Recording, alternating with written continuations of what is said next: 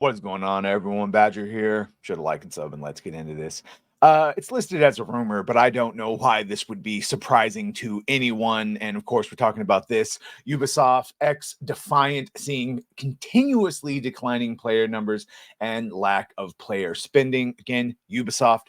Every other day, we're talking about Assassin's Creed Shadows or Star Wars Outlaws and the shenanigans that took part in there, either a lack of gameplay and bugs in Star Wars Outlaws, or just some outright full-on fuckery, as they say, with Star Wars, or rather Assassin's Creed Shadows. But with this XDefiant, I actually thought this sounded really cool when it first came out, because even though it was a 6 versus 6, which I don't really care about, you can see your concords for that.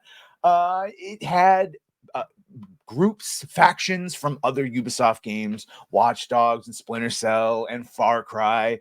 And, it was a cool concept, but upon release, I just didn't think it was all that great.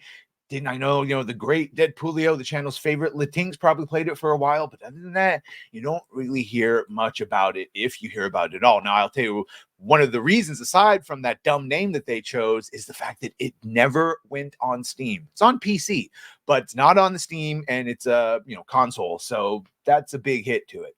So this story and rumor, of course, coming from Tom Henderson, Insider Gaming, claiming, as the title said, internally, optimism for the game has shifted primarily due to the game's continuously declining player numbers and lack of player spending, i.e. no one is spending money on in-game currency for skins and weapons, and I don't think they have any upgrade stuff, but if they do, that's the shit that they want people buying. Another source shared Ubisoft will probably be happy with that number, 20,000. That suggests that the current concurrent player number counts are much lower than 20,000. And yeah, because it's not on Steam, I have no way to verify what the current player base is. We'd have to rely on their numbers, which they're not giving out. Henderson, of course, saying that if this doesn't turn around, gives no date about when, but I'm assuming by the next couple months, that season 3 of that game risked losing its much needed post support launch. And yeah, if you've barely got anyone playing it, you need all the support you can get, but then you can't get the support if you're not bringing in the monies. That's how that works, paradoxically. For comparison, other team shooters, again, as we mentioned, such as Apex Legends, well over 50,000 concurrent players. Apex Legend clocking it at 192,000 past 24 hours. Deadlock 106. Team Fortress for fucking has been around since I was a wee lad. 64,000. And Counter-Strike, for fuck's sake, Counter-Strike 1.3 million concurrent. Oh, the days when I used to have to go to internet cafes with the homies until like 1 or 2 in the morning, paying $2 an hour to play LAN connection or T1 connection Counter-Strike.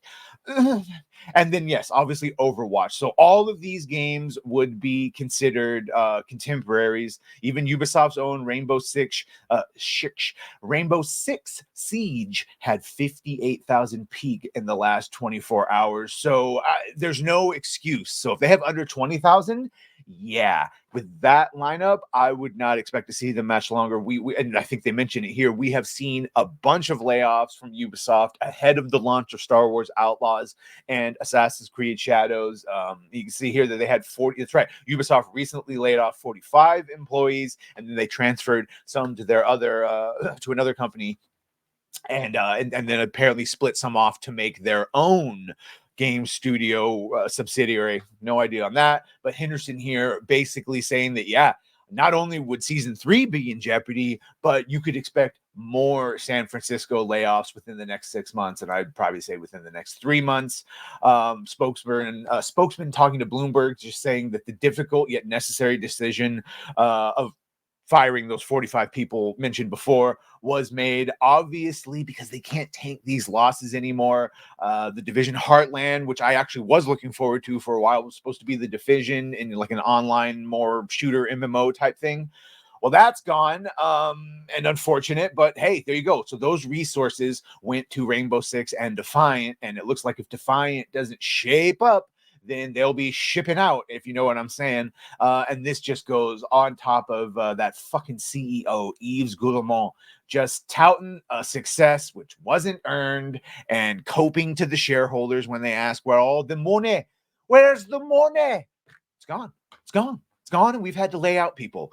God, just my sister's Staffordshire China. Anyway, let me just think. Blah, blah, blah, blah. Let me know what you think of this. Make sure to like, share, and sub. If you have done that, thank you. If you're gonna do that, thank you. And well, bye.